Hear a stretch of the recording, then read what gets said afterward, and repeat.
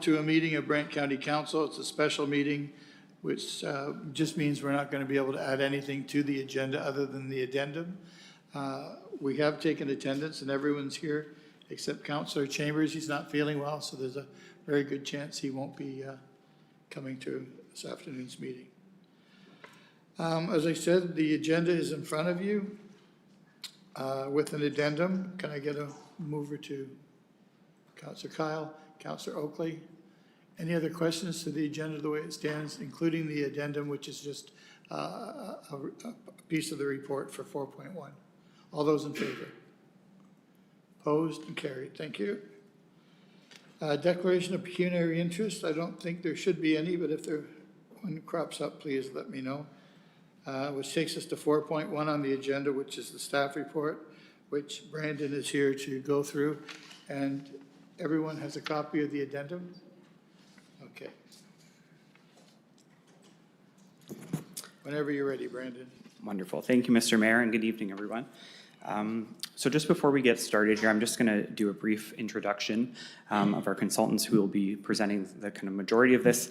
But I wanted to set the stage for this report this evening, and we will try and keep things brief. We recognize we're standing between you and dinner as well tonight, so that seems to be a common theme with these CPPS presentations. But we're looking at an important part of the community planning permit system this evening. And that's the ability for the county to require what's called facility services or matters. You may hear that referred to as FSM, because that is a bit of a mouthful. So facility services and matters. In plain language, this is a tool that helps make sure that growth pays for growth. So when a development asks for something like more height or more density, the community gets something meaningful back from that. So that could be things like affordable housing, it could be active transportation connections, it could be community spaces, sustainability features, park improvements. There's a bit of a list, and we have, as the municipality, some input on what that list ends up looking like. So you'll hear tonight how FSM differs from other financial tools like development charges or parkland dedication. So those are things that are capped or already clearly defined. But the FSM gives us the added flexibility and can work alongside those tools.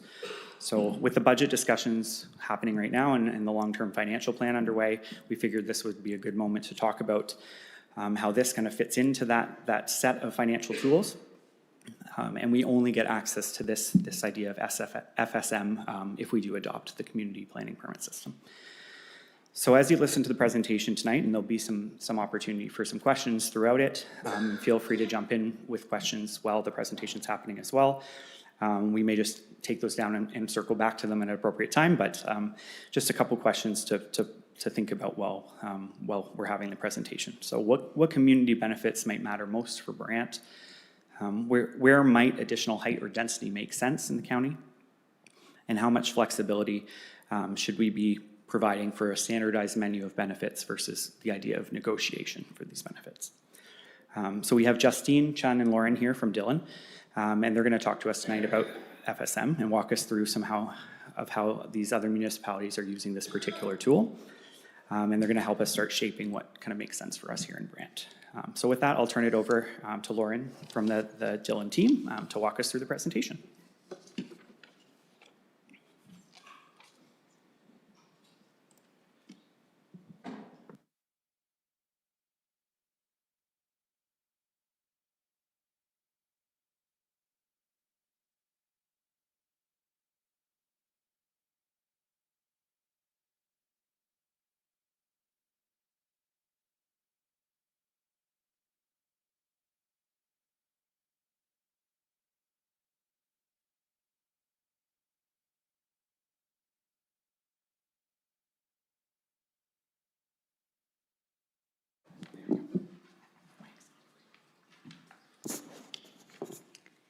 Thank you, Brandon. So as he said, my name is Lauren Westlock. I'm from Dillon Consulting. I'll start off by just giving a brief overview of the agenda. So we'll start off by just providing an overview of what facilities, services, and matters are, provide an overview of the regulatory background for the CPPS and facilities, services, and matters in particular, and provide some examples or case studies from other jurisdictions, and then a potential implementation approach for Brant. And I do just want to note that there is a discussion period at the end, but we want this to be an informal session, so please feel free to ask questions throughout. As well, there will be a few stops along the way for formal questions to be asked.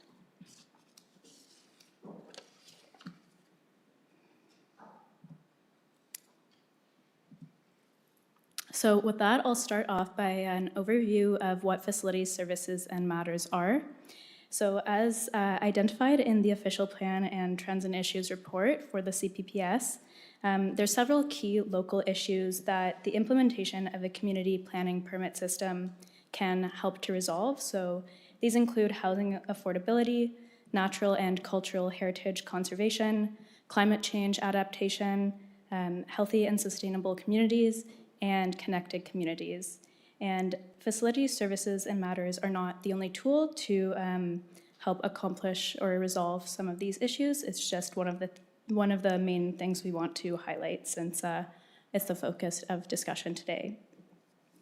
And so the approval of a community planning permit system may be conditional on the provision of facilities, services, and matters, which are basically benefits to the community. And we can leverage these community benefits to make sure that growth brings improvements to provide clearer benefits to the community and help address these local issues.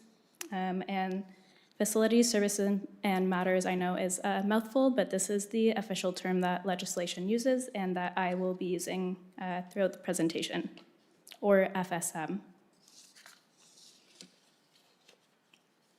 And we will be asking input from both yourselves at council and the public on what kinds of priorities we may want to see when addressing these issues and what type of benefits we may also want to implement. So these are some examples of what facilities, services, and matters may look like. So there are benefits to the community that can be seen through a variety of different formats. For example, affordable housing, active transportation, parks and open space, transit infrastructure, and public art, to name a few. And when we do gather public input, we'll want to create kind of a shopping list or a list of essentials that the community would like to see prioritized through facilities, services, and matters. And just to note, the legislation doesn't specifically define what these benefits have to be.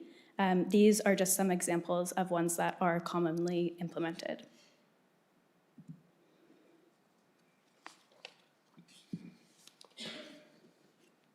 Okay, so there's a number of different charges that can be imposed on development charges, community benefits, parkland charges. All of those are some of them. So this chart basically just shows the differences between these options and why FSM are commonly used for a community planning permit system. So development charges are imposed on developments to help pay for capital infrastructure costs, and they can fund hard and soft services. Soft services basically being infrastructure or amenities with a public service component. Those could be emergency services, libraries, community centers, so forth and so on. And so those are the eligible costs for development charges. Community benefits charges are also charges that are cash in lieu collected on developments with certain specifications. So often developments with 5 or more stories or 10 or more residential units. And community benefits charges are capped at 4% of land value. They may also be used for soft services, but an important thing to note is that these costs cannot duplicate the development charge or the parkland charge. So a CPPS, an important thing to note is that when a CPPS is in effect, the CBC charge will not also apply.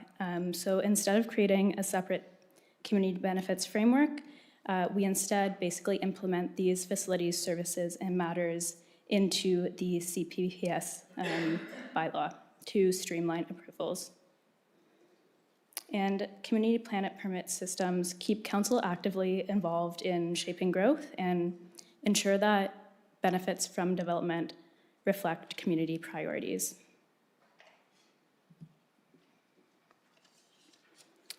So I'll go briefly into the regulatory background for a community planning permit system, as well as facilities, services, and matters.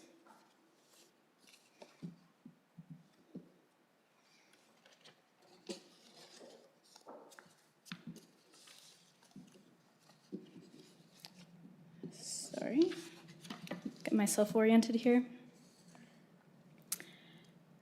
So there's some standard planning regulations. So Section 37 of the Planning Act previously spoke to density bonusing, which actually no longer exists as of 2022. And instead, this section of the Act has been converted to community benefits charges. So as I mentioned earlier, when a CPPS is in effect, the community benefits charge is no longer applicable and instead is basically transferred to the facilities, services, and matters. So Planning Act Section 42 speaks to parkland dedication, which includes recreation facilities, and in Brant, when this is implemented, the parkland dedication bylaw will remain in place. There's also the Development Charges Act, which I spoke to earlier. This funds hard and soft infrastructure, and the development charge bylaw is also still in effect when a CPP bylaw is in effect.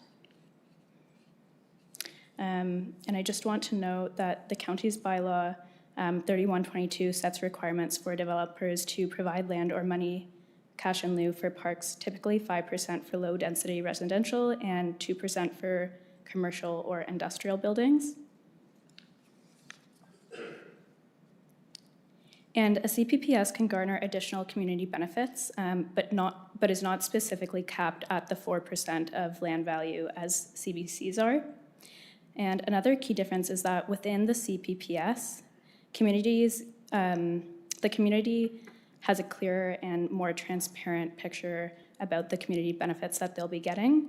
So with Section 37, the details were often determined more privately and through negotiations, whereas with facilities, services, and matters, they're written into the CPPS upfront, so they're public-facing and are to be as fair and reasonable as possible to the applicant.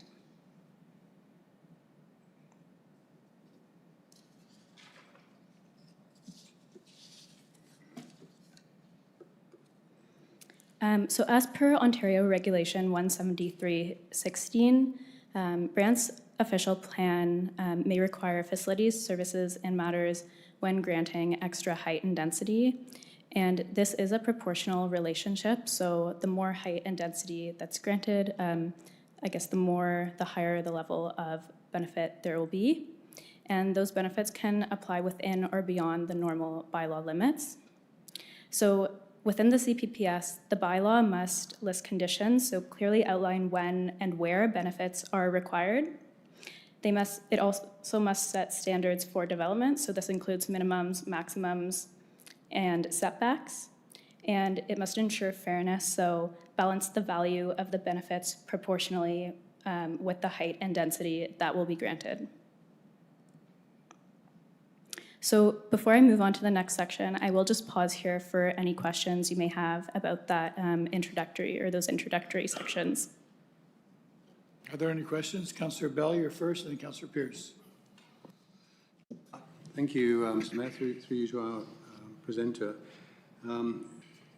Maybe I'm being a little simple in this one, but it sounds like CPPS and the ability to claim for FSM is a bit of a negotiation. And if I'm negotiating, I'm just looking at the very last slide, I would say nothing is permitted. You can only go one level. So if you want to go 2, you start paying. If you want to go 3, you pay a bit more. And it sounds like, if I understood correctly, there is no cap on how much you could charge. So how do we sensibly set a baseline? And how do we assess what's reasonable to charge for extras? Thanks for that question. Is it okay if I take it from here? Yeah. Yeah. Excellent. So, fantastic question. Sounds like you're really thinking through application of this tool, and is certainly one of the challenges that other communities are thinking through as well. We will be going into the other jurisdictions in a moment, but as it relates to kind of the threshold of when you might ask for facility services and matters, given that it needs to be proportional with the additional height and density, we think there's little opportunity to ask for facility services and matters unless you're adding additional height and density through this tool. So if you were to think about your current zoning and what you're permitting in terms of maximum height today, you know, the need for additional height and density goes kind of beyond that point. The one other thing I'll highlight is that the bylaw itself is appealable. So it's important that the county puts forward kind of, there's that point about reasonable and proportionate approach to facility services and matters in the bylaw, as we expect to get a fair bit of input from the community and applicants and developers on this component. And it is important to make sure that what we're putting forward is reasonable. So we're going to go through some examples where some municipalities have that more open-ended negotiation that you mentioned, and some have tried to define that proportional relationship in the bylaw itself to give you some different ideas of how you might do it. But in terms of that stopgap, there is appeal rights on the bylaw, and I think if the county puts forward something that's not reasonable, that would come forward through the process. So if I may, Mr. Mayor, it would seem then that the current zoning is a kind of baseline. Is that a fair assessment? So through the chair, current zoning would be one of the things that we'd be looking at to set that baseline. We're also looking at what the OP currently permits and how that could be implemented across the municipality. So one of the other things that we may contemplate as an outcome of today's conversation, some of the feedback from yourselves, is whether some additional pro forma analysis would be beneficial to help establish what that proportional relationship between additional height and density would be. But the current zoning bylaw is one of the things that we do look at as it relates to that existing maximum building height, absolutely. Final question, if I may. And do we have will we have a consistent mechanism so that if contractor A comes along and wants to go up 3 stories, he will get charged 3 times more than contractor B who wants to go up 1 story? Is that going to be the basis? Great question again. So this is a fairly new part of the tool that what you'll see when we go through the examples is there is quite a bit of difference in how different municipalities are implementing this component of the tool. I think that need for proportionality is important, and so you would want to have some kind of base expectation that if it is additional height, that the ask is in relation to that additional height. So the example that you just provided, 1 additional story versus 3 additional stories. 3 additional stories would have a higher benefit to the developer than 1 additional story.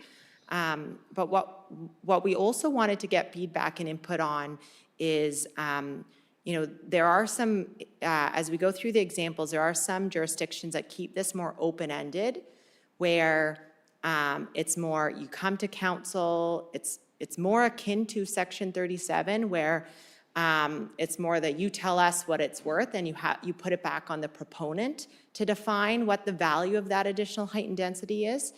The benefit of that can be you're not predetermining it in the bylaw. The drawback is that's 11th hour negotiations, and neither party knows exactly where it's going to end. So there is that opportunity, and what we'll also discuss is some municipalities who have attempted to determine that proportional relationship in the bylaw itself and set up that framework. So to say if you want one additional story, here's your options, 3 additional stories, here's your options, and put it in the bylaw itself and codify that. Again, the benefit of that circumstance would be, it would be fair, clear, transparent. The drawback is the municipality needs to predetermine what that proportional relationship is, and certainly there's a market circumstance that goes into that analysis, which we'd be certainly happy to talk through. But it may be more helpful for us to get through the examples and then circle back on some of those pieces there. Councillor Pierce.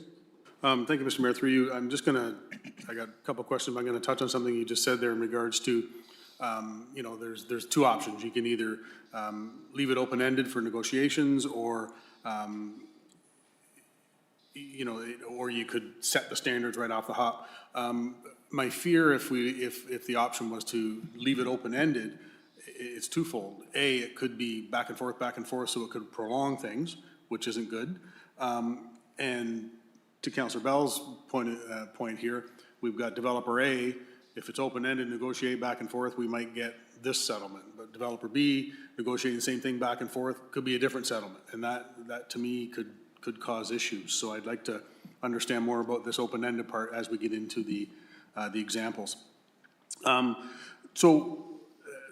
of the first question I have is, when it talks about these list of conditions for asking for extra height, extra density, so on and so forth. Again, it might circle back to the open-ended or stated there. Okay, so I'm a developer, I come in and I say, I want 4 stories instead of 2 stories, and I'm going to give you extra parkland or something like that. Who chooses, so to speak, what the give is? Is it the municipalities, or is it the developers, or again, does it circle back to that open-ended where it's back and forth?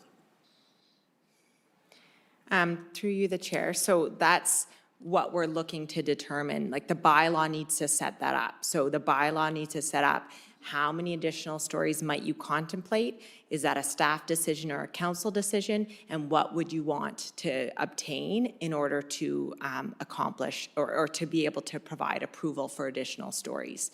So I think your questions are exactly what we're hoping to get feedback on today. And throughout this process, there is an opportunity in preparing the bylaw to establish when the county would accept additional height and density based on which conditions related to facility services and matters.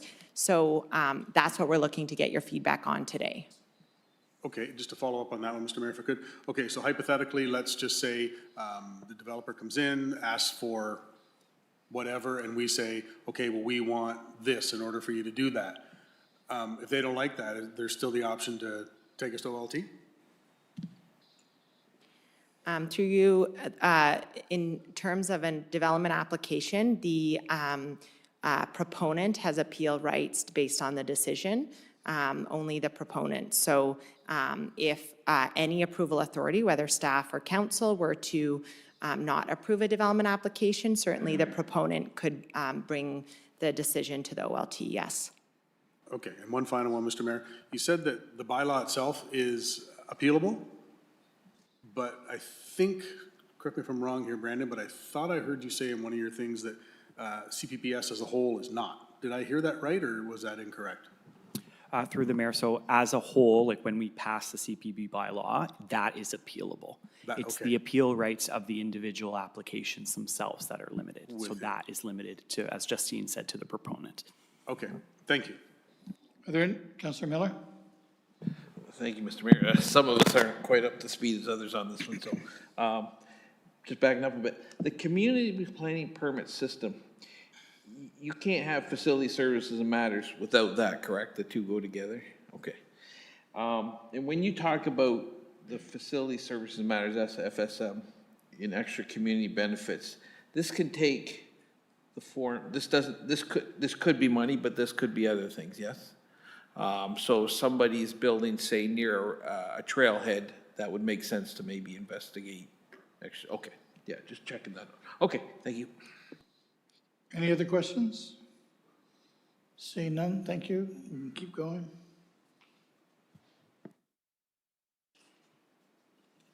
Thank you. So now we will get into some of these examples. So the first example I have is for Oakville, and this is their proposed approach. And I will note that this was their approach for Midtown, so not a town-wide CPPS. So basically, this was presented to their council in November, and the draft bylaw provides staff approval for all their applications. So the town proposes several options for calculating facilities, services, and matters. And basically, as a baseline, the town requires a community benefits charge equivalent for any application that's 10 or more residential units or greater than 5 stories.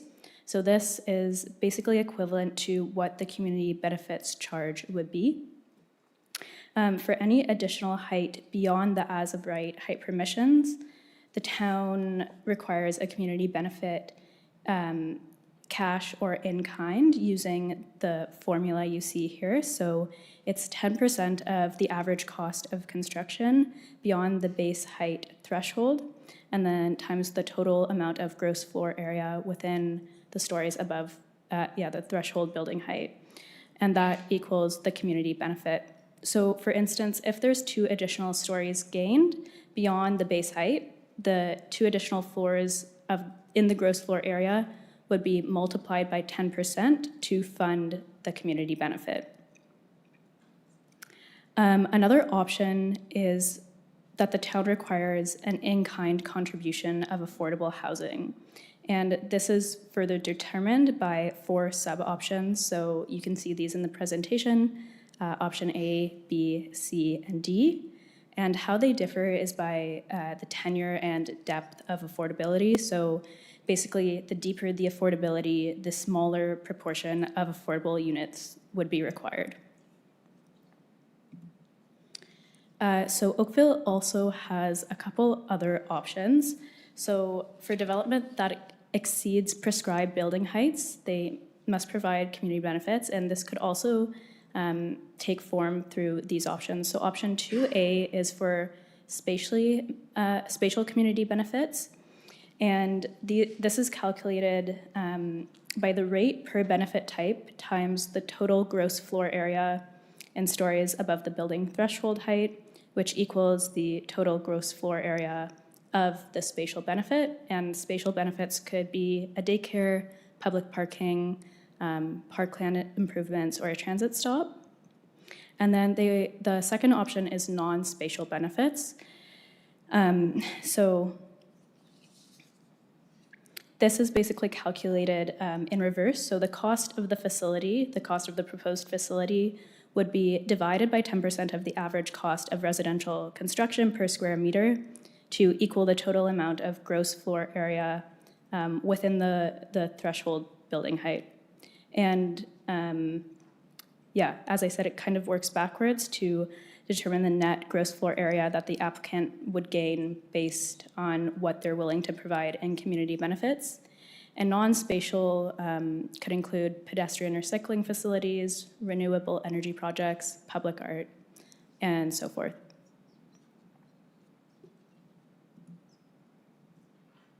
So that was one example. Excuse me, Yes. Councillor Bell, you have a question? Yeah, and maybe I'm coming in a bit early, so I'll wait until the end. So All right, thank you.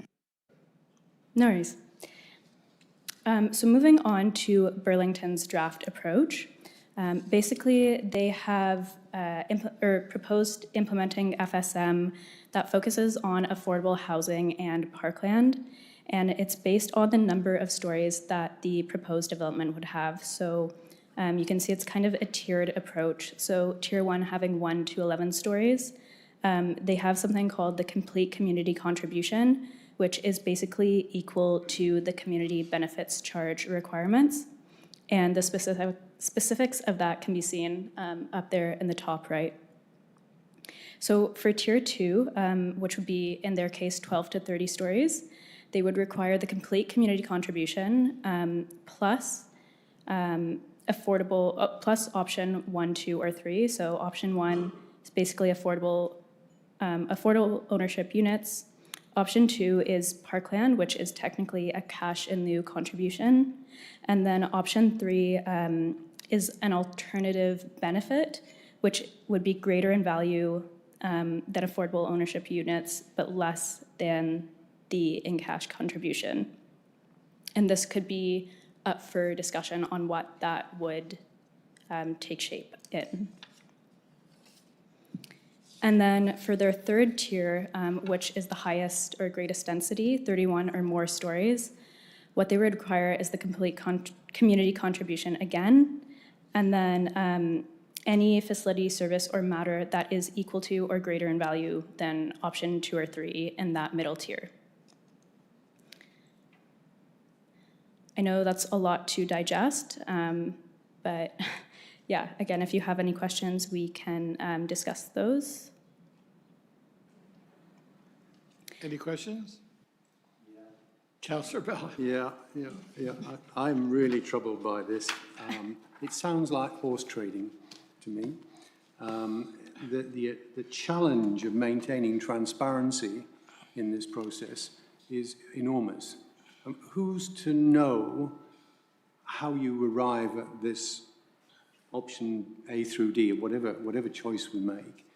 The potential for being accused in public of somehow benefiting individually from this. And what will the council see? What decisions will council make?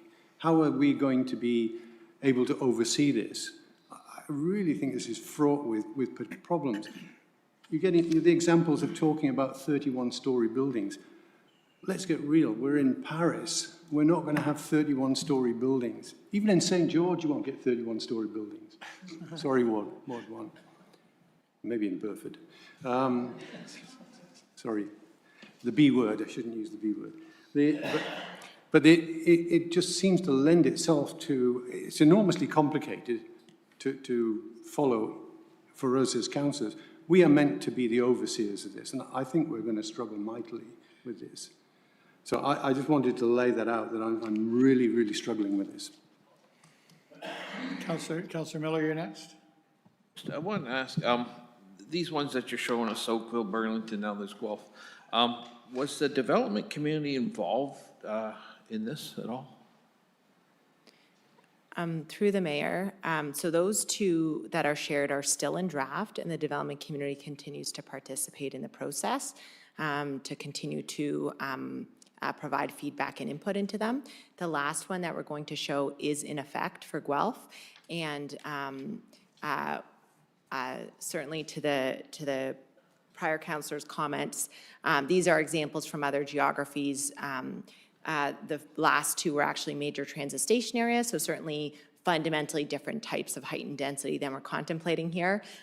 Just recognizing we're just trying to build off of those who are in this process to look at a variety of different methods to see where we want to land with the County of Brant. So just to provide a little more context there, but absolutely the development community continues to be involved in those processes and was as well for Guelph, which is in effect. And Guelph is now expanding to downtown Guelph with a slightly different alteration to the system as well. Councillor Miller? How's the general reception then from the development community? Do you know? So for the projects that we are involved in, which all of these projects we've been involved in some way, shape, or form, we get a variety of pieces, a variety of feedback from the development community. So one of the things to be aware of, maybe in the context of Burlington, for example, was that Burlington had undertaken a 7+ year area-specific plan to look at their major transit station areas and identify where additional height and density could be accommodated. So what you're seeing on the slide, we've really focused in on the draft facility services and matters. But in the case of Burlington, they had gone through a comprehensive planning exercise to look at how will these areas change over time, where should the tallest buildings go, where should we maintain more mid-rise built form, and then in seeking to implement it through a community planning permit system, there was a desire to use facility services and matters to provide certainty to the development proponents as to how to get to that maximum height that they had gone through the kind of 7-year comprehensive planning process to achieve. That's certainly, fundamentally different context than we're looking with at the county here. In the case of Midtown, they also had gone through a comprehensive planning process for the MTSA for Midtown Oakville. And again, they're looking to implement this now to provide an opportunity for some land value capture in the kind of pre-zoning or defining or implementing the official plan, additional height and density through this tool. So as we have one more example, Guelph, we'd like to chat about, but then we really want to think about, these contexts are very different. Where do we want to look at, if at all, in the county of Brant, where do we think there's opportunity for some additional height and density? And it could be within your current official plan, so up to those 10 stories. And we really want to look at your nodes and corridors to say, is there an opportunity to establish some framework for this land value capture through the process?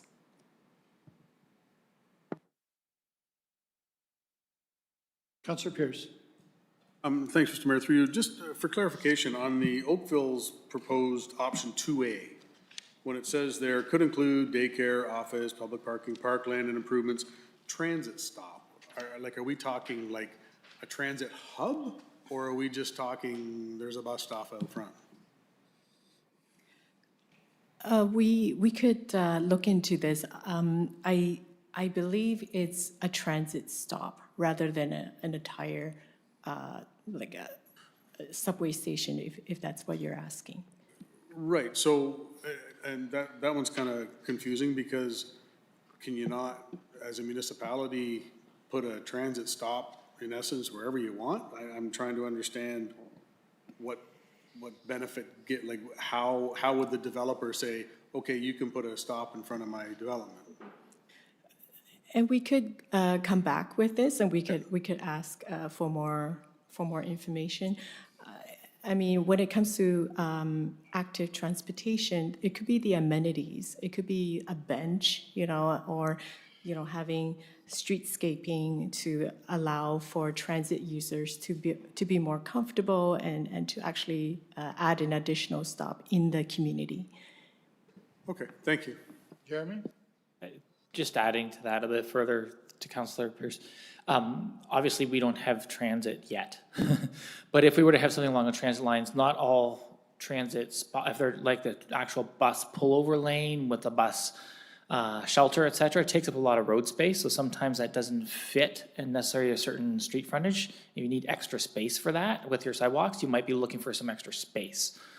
Or if you're talking a tall, dense building, you're trying to encourage a bus stop there so people don't have to walk as far. So there's ways you're trying to encourage certain things to happen there. So you need land sometimes to do that, or facilities to go with it, like a bus shelter, because bus shelters don't actually come cheap. They're actually kind of costly. So we don't have to worry about those. Were examples that the bigger cities are using, but they're just to set the framework for you to understand.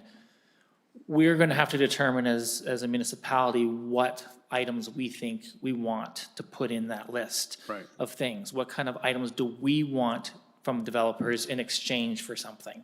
Is it parkland? Is it affordable housing? Is it something else? What is it? And then what's that calculation that we'll have to work out with the developer in the end? Because obviously if it's not feasible, they're never going to go forward with it. They'll never give us that benefit and they'll never do that, right? So there'll be some give and take working with the developers to understand what the right calculations are. But we have to determine those items we want to add, what we're going to put in front of the public. Thank you. Any other questions? Councillor Oakley. Yeah, through you, Mr. Mayor, to the presenters, two sort of statements that I'm interested to your comments on. So first of all, to go back a bit in regards to the conversation we were having with setting defined bylaws versus sort of having those case-by-case negotiations, would you say it's fair to think that if we're going by the route of sort of these open-end negotiations, inevitably you're going to set a precedent based on the negotiations you have with developer A, and that will become the new benchmark for developer B to either pretty confidently be able to get that, or they negotiate a bit further, and you just kind of have this race to the bottom in terms of your precedent you're setting versus just having a defined bylaw. Sure, you might not get the 10% of affordable housing in one development, but you're guaranteed to get your 5% where otherwise you might get whittled down. Is that fair to sort of say? Through the mayor, I think that the open-ended negotiation could go that way. It also can, the benefit is it can better adapt to what the needs of that individual site or area is. So one of the challenges of predetermining the benefit is, like, let's say the county needs a new library, and so you want to, like, collect funding for a childcare facility or a library here or something like that. Well, once that library childcare facility is created, you might not need a second library childcare facility, but now you need something different. So that open-ended framework can be effective to allow the municipality to ask for what's most needed in that geography or in that circumstance. But as it relates to precedent setting, like, I imagine that that would be part of that negotiation. And so, like, I think that what we've heard from municipalities that have had the open-ended circumstance, and what we've done in these, we've shown you examples of not open-ended, like they have a portion open-ended, but there's several other municipalities that only have the open-ended circumstance. We're trying to look at how can we do it if it's not just open-ended. But what we have heard from municipalities who, you know, just have, they hold a maximum height, anything above that goes to council. Council can accept anything of a humongous list of things, and that becomes a Class 3 application. What we've heard is that it is, you're starting from square one with every negotiation, and they are time, like, it takes a lot of time from staff and the proponent, and no one really knows where it's going to end up. So there are some challenges with that open-ended circumstance, but certainly some of the items you flagged in terms of, like, if one person gets something, would the next now start at that? Like, it's a negotiation. So certainly any negotiation you've been through, both sides are pushing for different things. Okay. And then sort of my other question here would be, sort of on the comments about, you know, whether or not this is horse trading.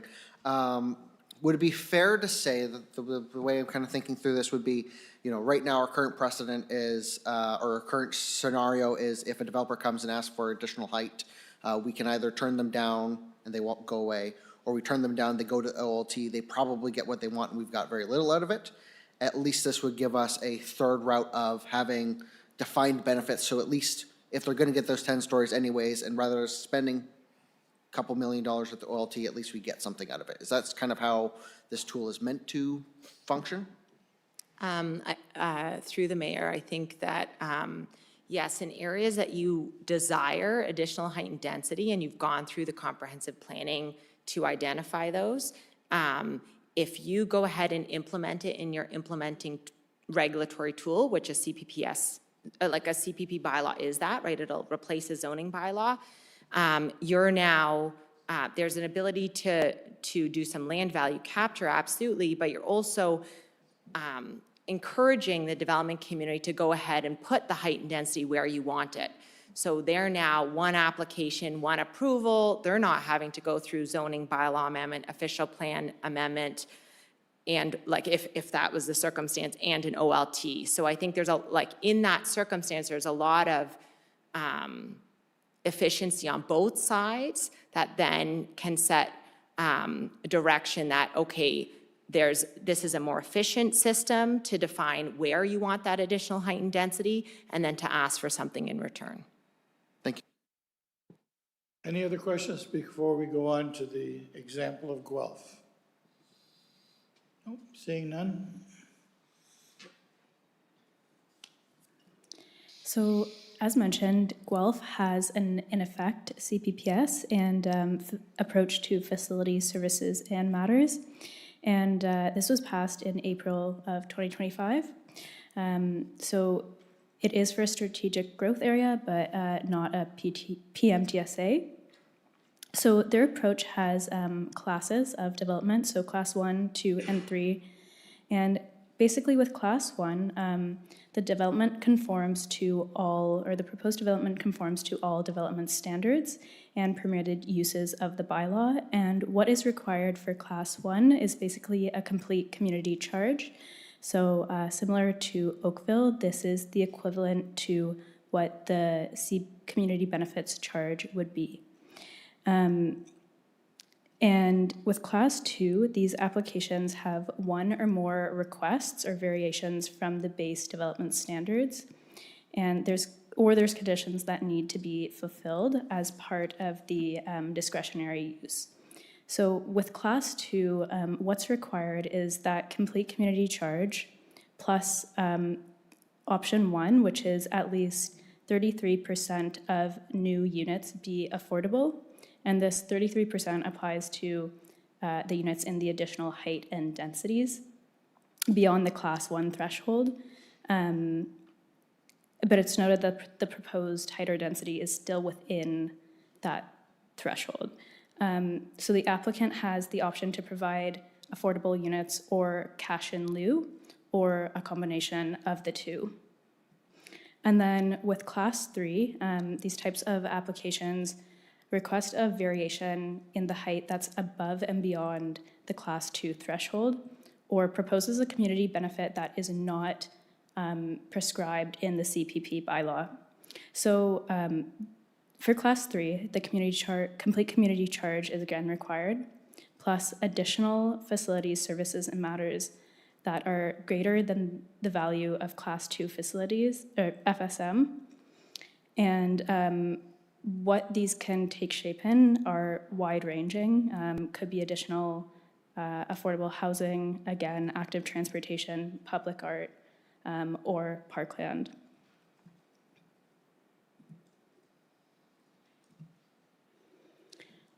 So this is just some examples of the types of community benefits that have been implemented. You'll note that there are a few that have been implemented by all 3 of the municipalities I just reviewed. So these include affordable housing, public parking, public art, conservation of cultural heritage, to name a few. And as it was mentioned earlier, what works or what was implemented for these municipalities may not necessarily be what ends up being implemented in Brant. It's just a guide to show what is possible. So this is a break again for any questions. I'll pause. I know we just went through some questions, so if there's any more, I will give you the chance to pose those now. If not, I can move on to the next section. Thank you. Our first question is from Councillor Howes. Thank you, Mr. Mayor. Through you. Noting that there's a fairly small number of municipalities who are taking this approach already, and that we're trying to get ahead of the game, so to speak. But I see the majority of the references that we end up seeing are for larger municipalities. Can you speak a little bit, maybe anecdotally, about municipalities that are under 50,000 or under 80,000 and their approach to it? Through the mayor, the most recent municipality that has implemented a CPPS municipality-wide is Huntsville. And they went municipality-wide. I believe it's been in effect since January 2023, might be 2020. It was right around that point. So it's been about 2 years now that it's been in effect.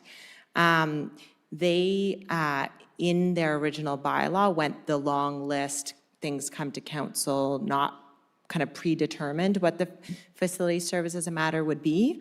When I was speaking to some of that experience of municipalities who have struggled a little bit with that method, that was from experience from Huntsville.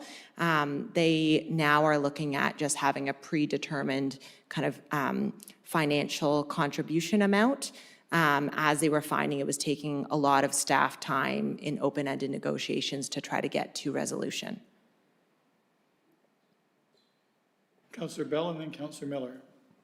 Thank you, Mr. Mayor. Jeremy and I and Councillor Pearce had a conversation this morning about how much of Paris is already developed.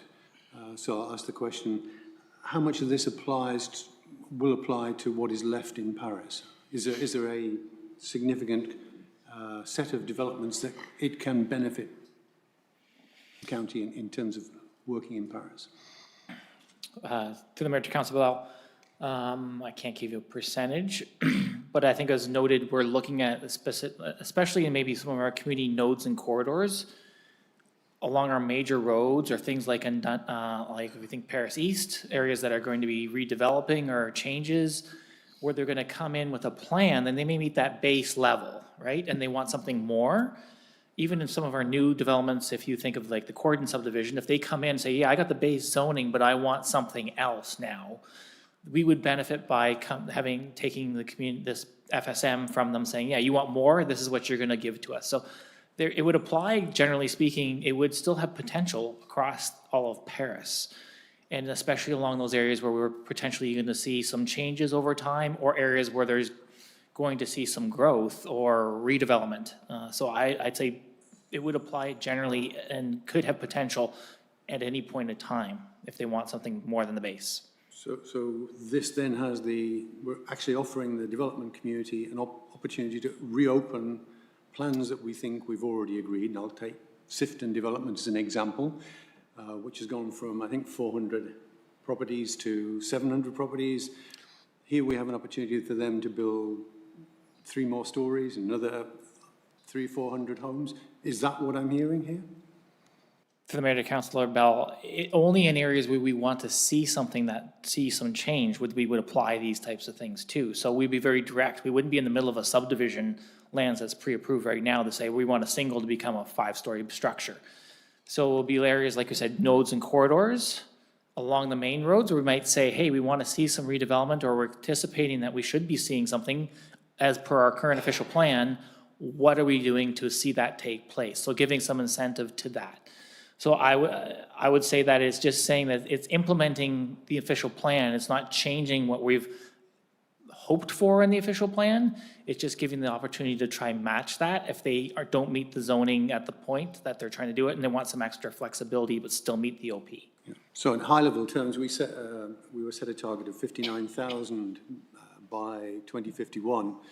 That was without the Cordon lands, without the Sifton lands, without the TCA lands on the other side of Paris. I mean, we're already going to be overshooting the target. What is the incentive for us to consider doing more?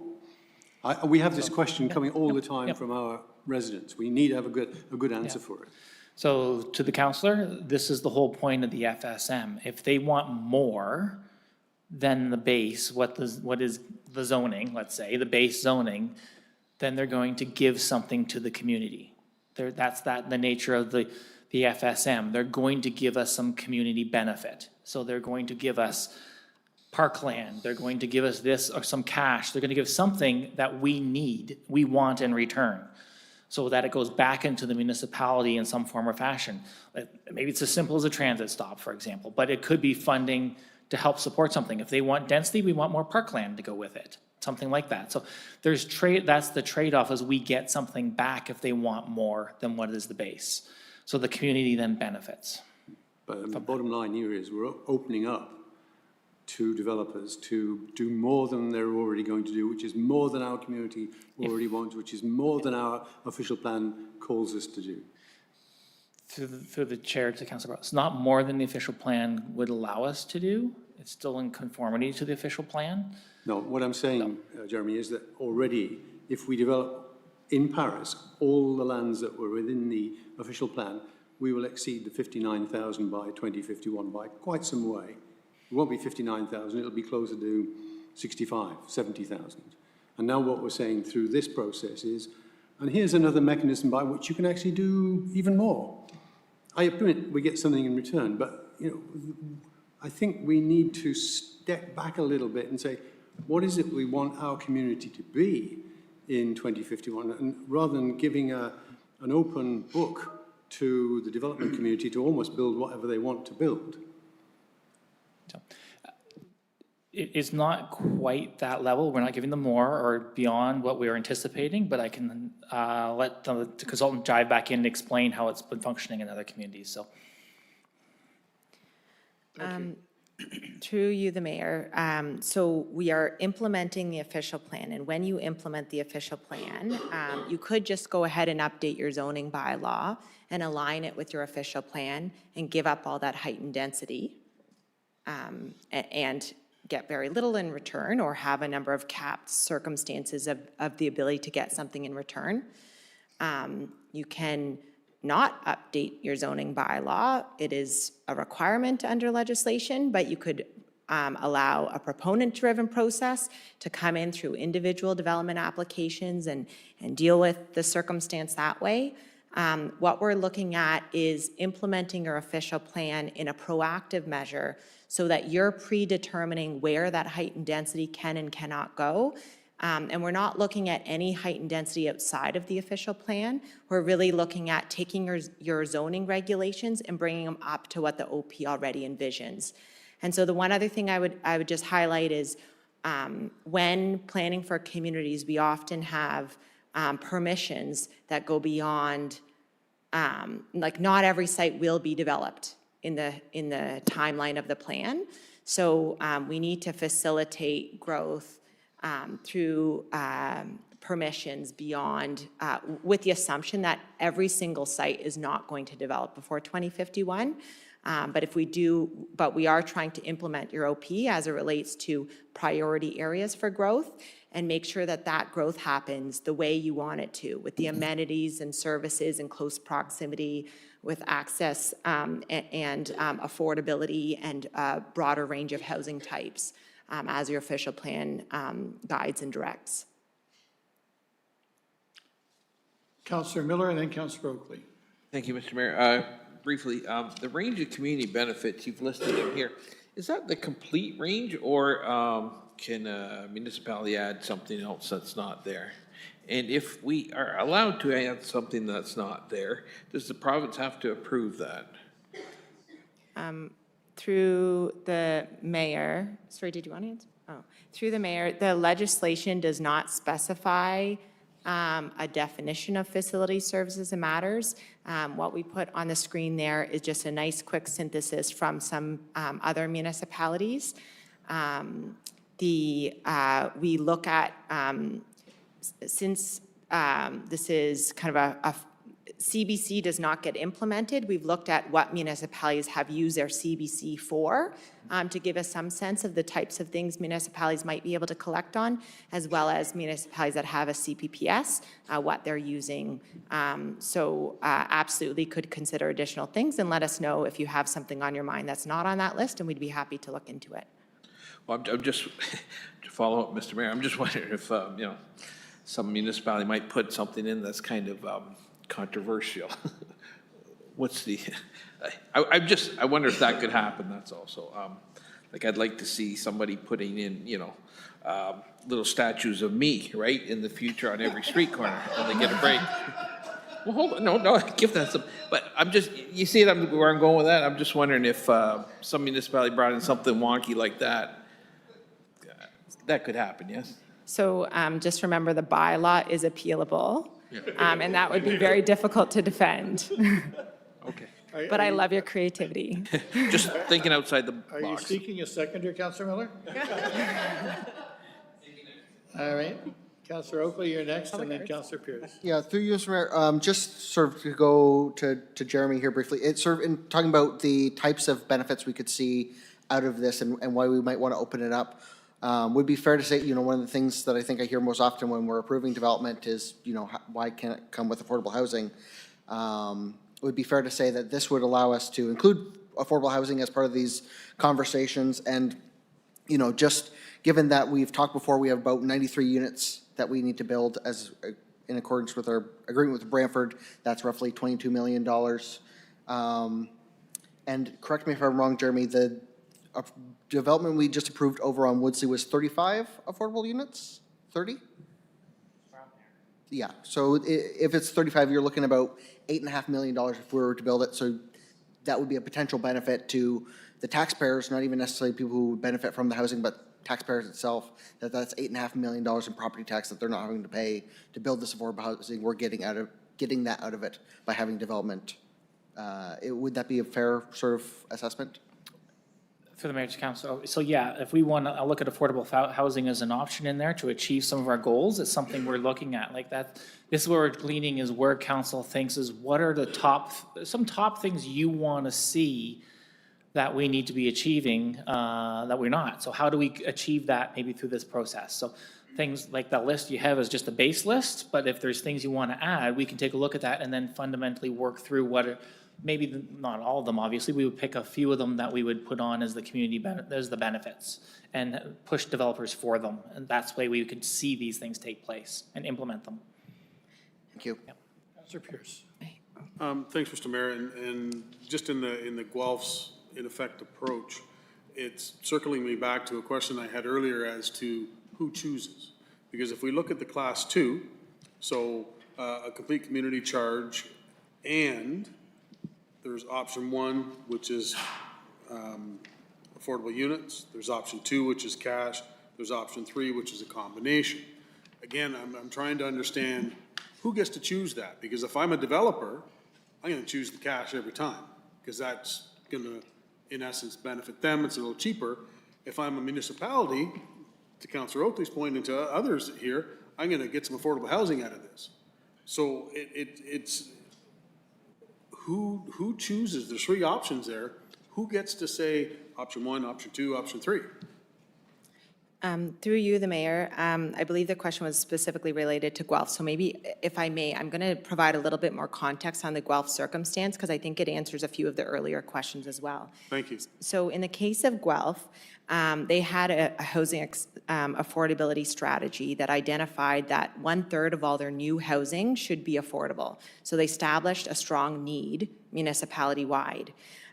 When we went forward with the Stone Road in Edinburgh CPPS, they had a zoning bylaw that was permitting, for example, in a high-density residential within this area, 10 stories or 150 units per hectare. They had an official plan that went up to, I believe it was 14 stories or 250 units per hectare. And we were going through the exercise of preparing a CPP bylaw to say, okay, you know, we decided to look at Class 1 will be the current zoning, so that 10-story or 150 hectares. What would be the benefit to the developer of going up to 250 units per hectare or 14 stories? So we worked with Watson to come up with a pro forma analysis to say on an individual site, if it developed today at the 10 stories, what would that look like? Now, if we add 4 additional stories or 250 units per hectare, how does that impact the pro forma? And how many affordable housing units could we now add before having no negative impact to the base case scenario?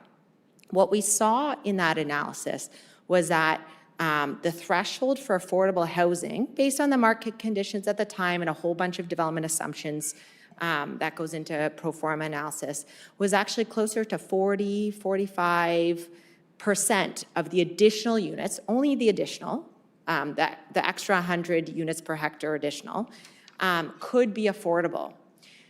So then the city looked at, you know, it is a desire to incentivize affordable housing as a behavior. They would rather have a 14-story building with affordable housing than a 10-story building without affordable housing. So they set a threshold less than the break-even point. They set a threshold of 33%. While perhaps they could have asked for 40, 45, they set a threshold of 33%, intended to incentivize the behavior that they want, building of the affordable housing. The cash in lieu contribution was the entire maximum that they could ask for. So there's less of that incentive to the cash, with the idea of, again, we're trying to facilitate the behavior. So they recognize that not every developer will be interested in providing an affordable housing unit. there's a whole variety of challenges around who will take ownership of those units and how to maintain them. So they wanted multiple options for the development community. And that cash in lieu contribution can then go to a reserve that the municipality can hold on to use to build affordable housing in that area. So they didn't want to discount that at all. They needed the cash to build the actual units themselves. So thank you for going on that journey with me. Just wanted to share a little bit more of that context that goes as to that's the kind of analysis that can be undertaken if we know what are the behaviors we're trying to facilitate to try to rationalize what is that proportional relationship. And thank you for that, because that clarifies that a lot, because, you know, to your point, just looking at it on paper, I'm gonna choose option one every time. But to your point there, if that's, you know, if potentially you could get 40, we're asking for 33. Okay, I appreciate that. Thank you. That makes sense. Any other questions before we move on? Seeing none?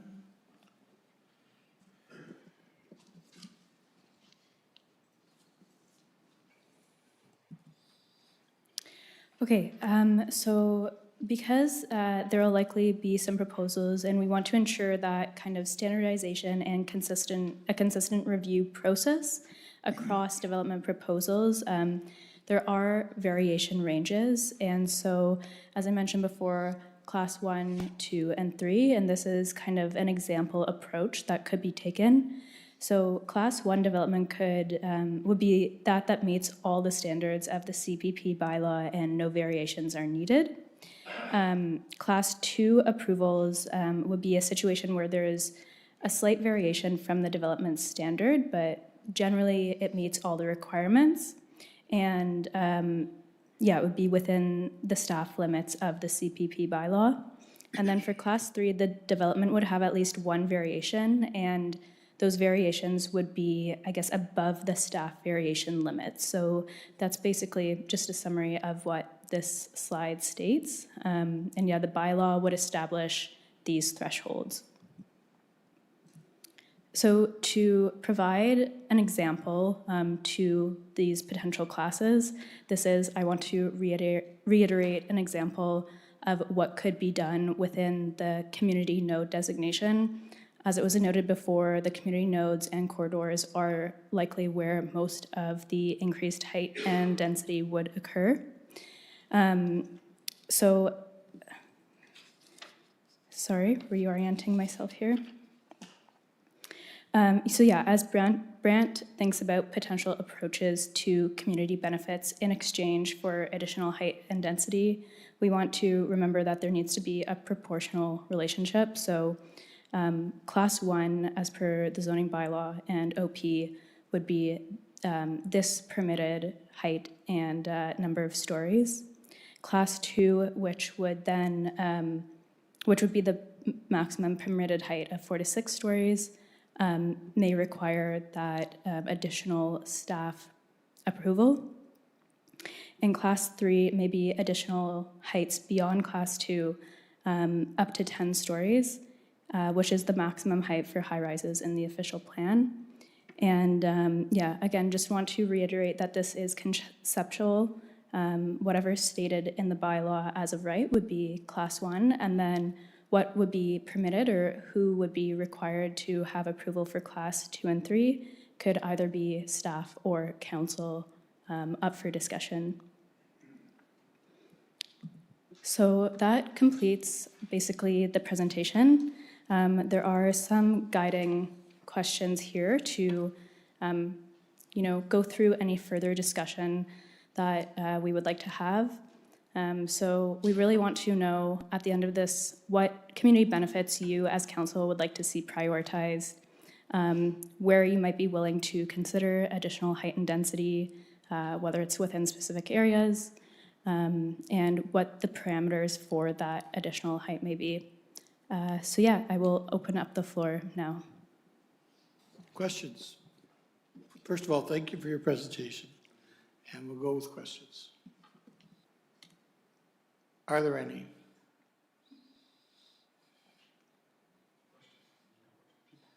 Feedback, anything? Councillor Oakley. Through you, Mr. Mayor, just sort of on the guiding discussion questions here. First, I'll second Councillor Miller's suggestion to have little statues of him. I think that's a good idea. But just sort of, I mean, I have to imagine that affordable housing would be one of the top that we would consider here. And sort of, another one I think that we should probably prioritize would be, I think most of what I hear when folks are upset about new development, new growth, yes, there's the traffic issues, things like that, but I think it's sort of the loss of the feel of what the community has felt like in the past. So I think it'd be important for us to also perhaps prioritize, heritage, arts, culture, and that sort of sphere, so that at the very least, if these larger developments are going up, we can use some funds to then go towards making sure we keep sort of the, the old Paris feel, the old St. George feel, the old Burford feel, so on. Councillor House? Thank you, Mr. Mayor, through you. And some of my thoughts are similar to Councillor Oakley's in that, and going back a little bit to what Councillor Bell was saying, like we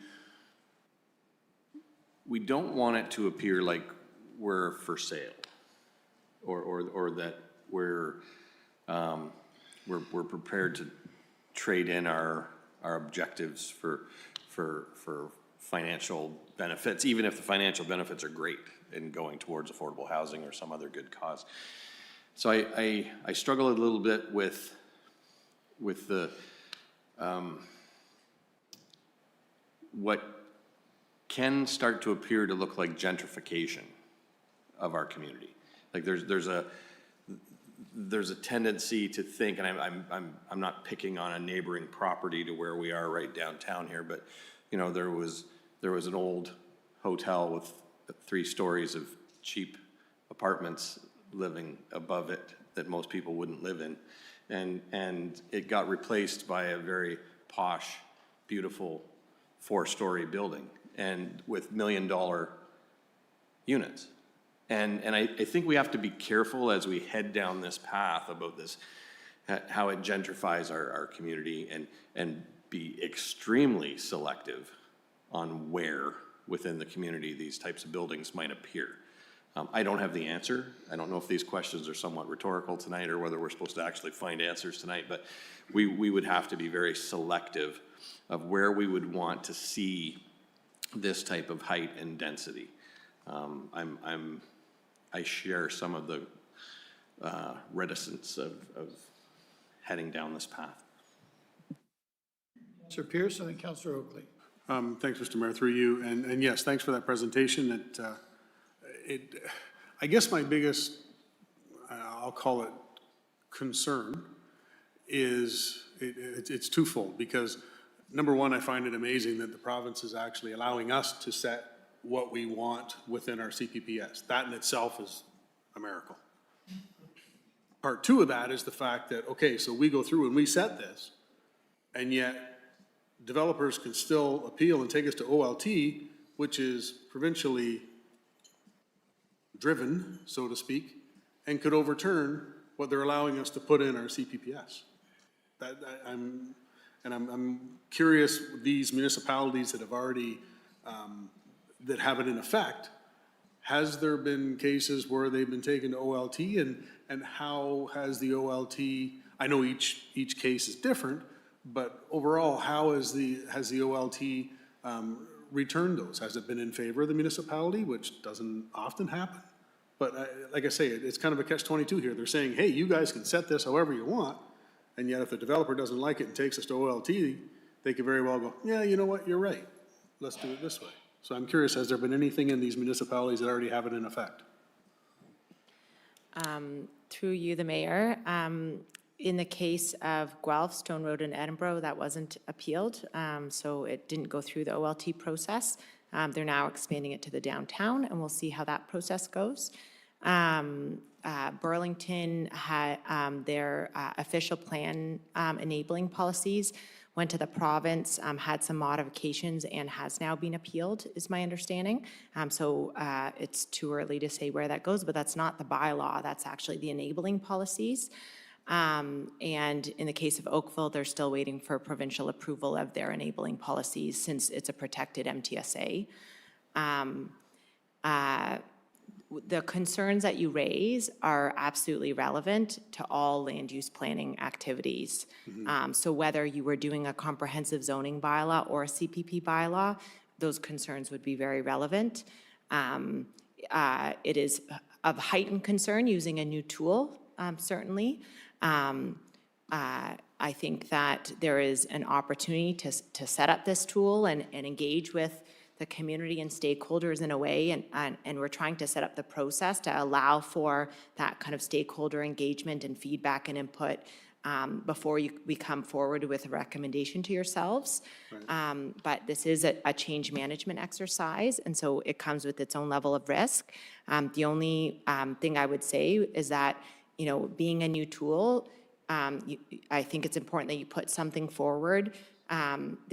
I do believe this is better than zoning. Like your other option is not great. So it's absolutely not a perfect tool, but it provides some increased opportunity and flexibility to deal with the issues that are most pressing to this community right now.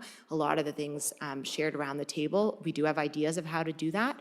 And then because it is a new exercise, you'll want to continue to review, you know, take housekeeping amendments every year or two, look at how it's going, monitor it. It is a new framework and a new development system for the county, so it is important to have that kind of monitoring framework and rigor in its implementation. Okay, thank you. Okay, we're going to conclude with Councillor Oakley. Yeah, through the mayor.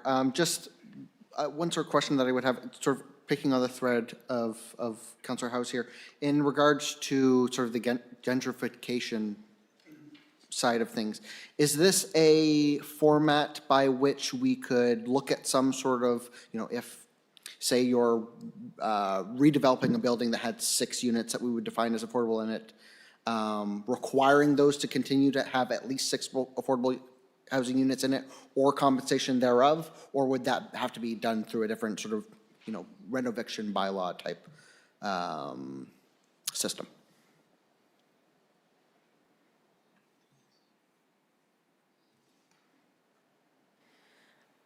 Through the mayor, we will take that one back. I think there absolutely are ways through this tool to look at, like, so it doesn't control, it doesn't replace the need for a heritage permit, so anything that is designated, that's separate, but there is an ability to deal with like heritage control. I don't believe it's being used for rent control yet, but we'd be happy to look into that and come back to the council with some feedback on that. Okay.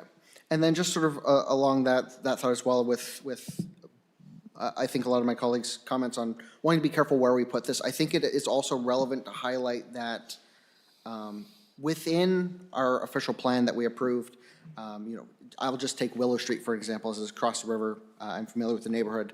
And there was some concern in the community a little ways back about proposed 6-story building going there. Currently, that whole area is designated either community corridor or community node. So we've allowed, as per our official plan, 10 stories to go there already without any compensation. And, you know, looking at this zoning map right now, or the official plan map right now, like, we have designated quite a bit of our community, Grand River Street North as well, as community corridor, community node, which would allow 10 stories. So I think that's something to consider. Right now, I think this tool might allow us to draw that back a bit, where right now we're saying 10 stories can go almost everywhere in Paris. So I think that would be something to highlight here as well. Okay, with that being said, thank you again for your presentation. We're sort of running out of time here. What's in front of us, council, is that the report RPT 0438-25 regarding the community planning permit system be received as information, and that the discussion and the comments from council be referred to staff for consideration as part of the development of the community planning permit system.